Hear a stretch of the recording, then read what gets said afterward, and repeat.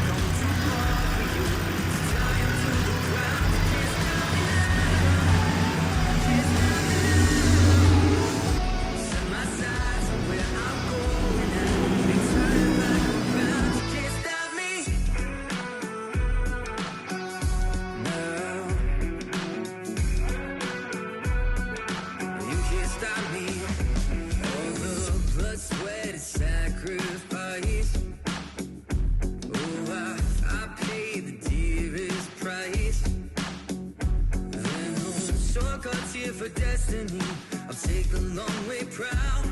Oh, I know what I've earned, and now it's my turn. Lighting the fuse, let it burn. My time is rising, and you can't bring me down. Can't stop me now. You can't stop me now. And my feet have come too far for you to tie them to the ground. Can't stop me now. Can't stop me now. Side by side.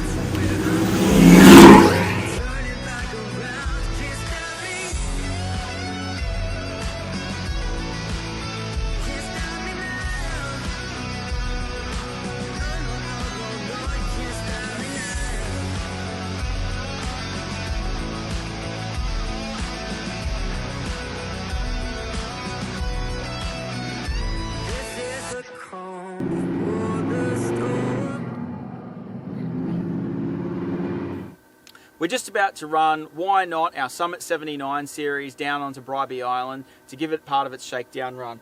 We're just using the air inflation and deflation system that we've installed into this truck. So we've got the 4Drive Evolution system on board, which means we've got an air fitting on both sides of the truck. We connect to the tyres to inflate and deflate all at the same time. So we'll test this system out. It's pretty soft out there today, so we're going to drop the tyre pressures fairly low and we'll get out there and test this car out.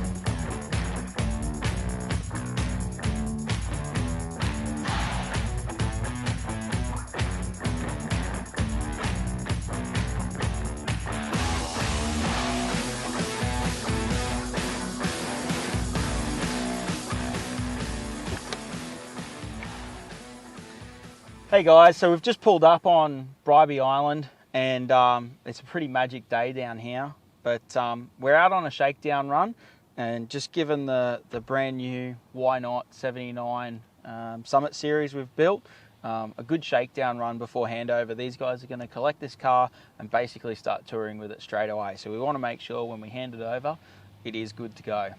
But the other purpose for being out here is to tell you guys all about it. So let's do that. Let's start from the start and run through. No better place to start than where we spend the most amount of time, right? So In the cockpit here, we're running the overhead console. So this is a T console. We've installed the GME radio up in here. We're just going to work with Jacques when he picks the car up exactly where he'd like the UHF mounted. So we'll finish that off when he picks the car up. We extended the cabling for the throttle controller as well. So we've got the throttle controller display mounted up on the roof there as well. Moving down, we've done the pillar pod with the twin red arc gauges in there. So we're running the EGT and boost gauge at the top there, followed with the twin dual battery gauge down the bottom there. So just really so that we can monitor everything, keep an eye on what our EGTs and boosts are doing. We're also monitoring the twin batteries. Now we do have another monitor in the back for the auxiliary battery, but there's nothing worse than pulling up at camp and realizing that your second battery hasn't been charging all day and your fridge has been running. So we always like to make sure that from the cockpit, where you're driving, where you're sitting all day, you can see what's happening with both batteries. You can know before you go anywhere that the battery's charging and everything's working as it should. So it's just a safety measure, just another peace of mind thing. We're also running the PVS steering wheel on this. This one happens to be the limited edition one from PVS. That's the Sandy Torp edition. We've connected that up so that the steering wheel controls work with the Alpine stereo system we've installed. It's also got the red arc brake controller. So being that this is the first 79 we've done full build from front to back. Now we've done lots of work on 79s before. We've done pretty much everything there was to do. But we just hadn't built a car incomplete from front to back as a one build in-house. So using this car as our foundation, we've developed a lot of our bracketry anyway for things like our tow pros and electrical panels, and we'll go through that a little bit shortly in more detail. But when we're building these cars, we go to a lot of effort to physically design and build brackets to mount all of our usual componentry. So with this, obviously the GME's housed up here, but in the 200s we run a bracket for the GME to mount to. Again, with the red arc brake controller, we want it to be mounted nice and solidly. So we go to the effort of actually building a bracket to suit the tow pro that bolts into the car nice and securely. It's exactly the same every time, and all our guys can then install it identically every time. Moving further down, we've done the 3D floor mats to catch all the sand and dirt and debris. The whole idea of a Summit Series package is basically we want it to be as turnkey as possible. Put your gear in and go. That's the general idea of this whole setup. In the front here, we've also done winch control. So once he turns the isolators on in the engine bay, we can winch in and winch out directly from the cabin. We don't have to get out a remote control or find it. We don't have to have batteries going flat in remotes. We don't have to connect up the cable for the remote. So it's all there, ready to go. Turn the isolators on before you go forward driving, and your winches are ready to go. Now, with the center console here, so we've got the full center console put in this one.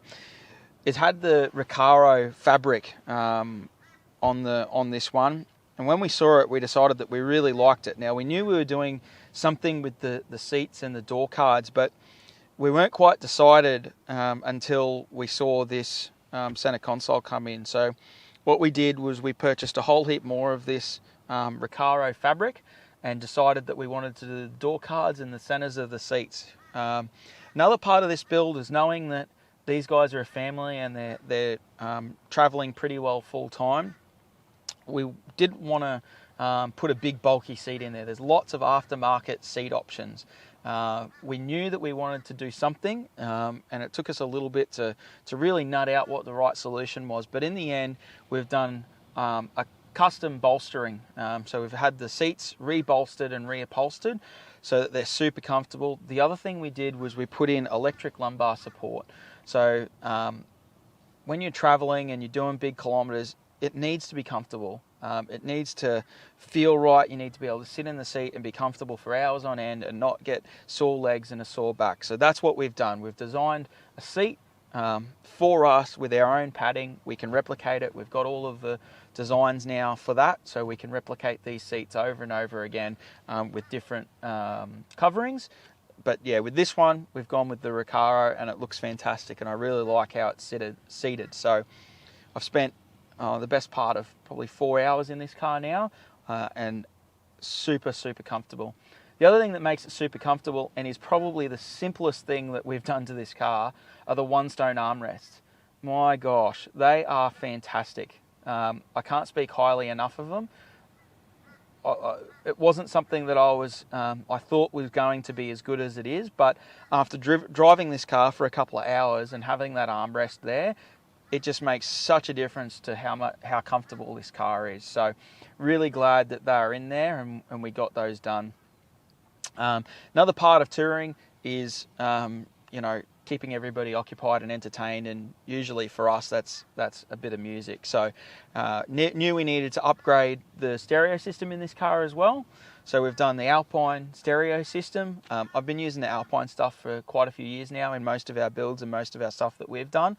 So it's running the Alpine head unit, little hideaway amp with a Type R speaker setup. So just the little hideaway amp just gives it a little bit more depth of volume to the package in this car.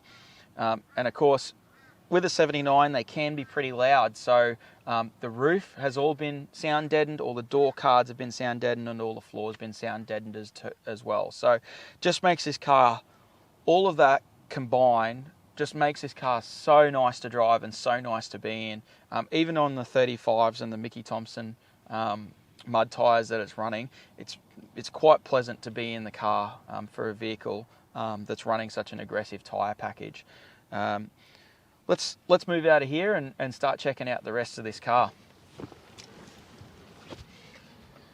So we started this build with a 2020 79 series Land Cruiser. So it's a dual cab 79 straight off the lot that we started with.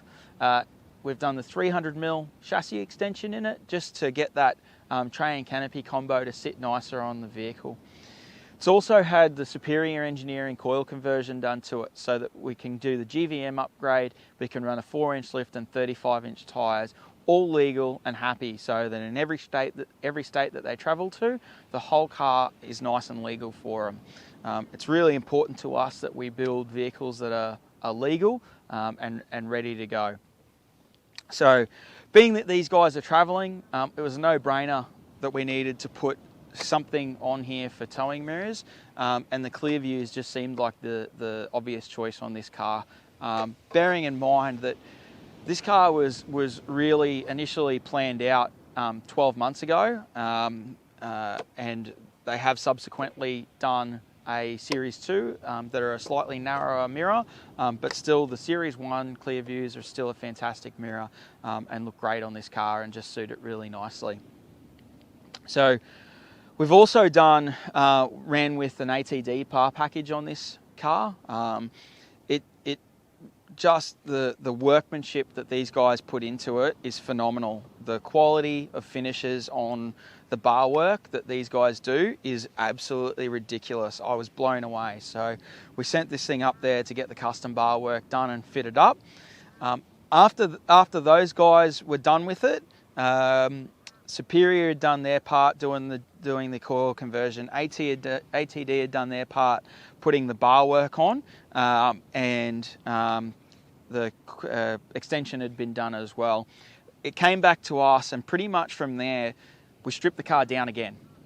So all the work that everybody had done, we pretty much undid it. So took all the bar work back off so that we could do all the styling pack that we want to do and set this car apart from any other. So stripping the side steps down so that we can color code the infill plate. We had Why Not put into it. The guys that we built this car for, they just found themselves, every time we came up with them with an idea and an option saying, what do you think about this? They found themselves saying, why not? And that's fundamentally where the name came from. And I believe even in their tripping, the decision-making process looks a lot like, well, why not? Let's go there and let's do that. So talking about the styling, as I said, we stripped the car down. So basically went back to bare bones, stripped all the coils out of it, all the sway bars out of it, all the bar work back off it, sent it all away to be color coded to the car. We knew that we wanted a certain look for the vehicle and how it was going to turn out, and that meant doing a lot of work that had already been done and redoing it. But it turned out right. We love it. It was the right thing to do for this particular car. So maintaining that styling theme, we knew at that point what the tray and canopy package was going to look like, and we needed to work out what our decal pack was going to look like on a 79 Summit series. We knew that this car could handle something a little bit more aggressive in a styling pack and in a decal pack. And after a lot of thought and consideration, what we ended up going with was something that resembled that retro look, but I wanted to do a modern flip on it. So I guess the styling pack down the side of this car, we wanted it to line up with the tray so that it gave us a nice line through the car. And we also wanted to keep that retro look. So this is kind of our modern take, I guess, on what the retro decal pack looked like for the 70 series cruisers. So that's fundamentally where that idea was born from, and how we came to doing this particular styling pack down the side of the car and running it through. We'll try and work from the top down here a little bit. So we ran with the Rhino rack backbone platform on the roof rack. Part of this build was that we wanted a nice flat level all the way through. So working with the guys from Silecraft that built the tray and canopy combo, we had a target height that we needed to hit to make it all line up. Now the front rack went on. That's a factory thing, no drivers at all. The rear two racks, you can't get a rack that narrow. So we got the Rhino racks and we spent the time, we shortened them to fit, and then we made them so that we could directly mount them flush fit to the roof of the canopies. So there's two Rhino rack platforms up there and they're mounted flush mount to those canopies so that we can get that nice flush look. We do have the solar panel up there. It's not a big solar panel. These guys travel, they're in the car a lot, so we didn't feel like we needed to give them a whole lot of juice up on the roof rack of this one, just enough to maintain battery level while it's sitting out in the sun. That was all it needed to do, and that's what it does. So we'll move further around the front of the car here. We've got twin snorkels. This one is plumbed up. No, the other one is not plumbed up. It has been a consideration. We can do it. We now know that we can plumb the other side up, but fundamentally, it's not necessary. We're not pushing for power that really requires it. It is an aesthetics thing to make the car look and feel the way we want it to feel. We want it to feel really balanced and look a certain way and feel a certain way. So that's the purpose for the second one. We can actually plumb diff and gearbox breathers into it as well to get that diff and gearbox breather higher as well.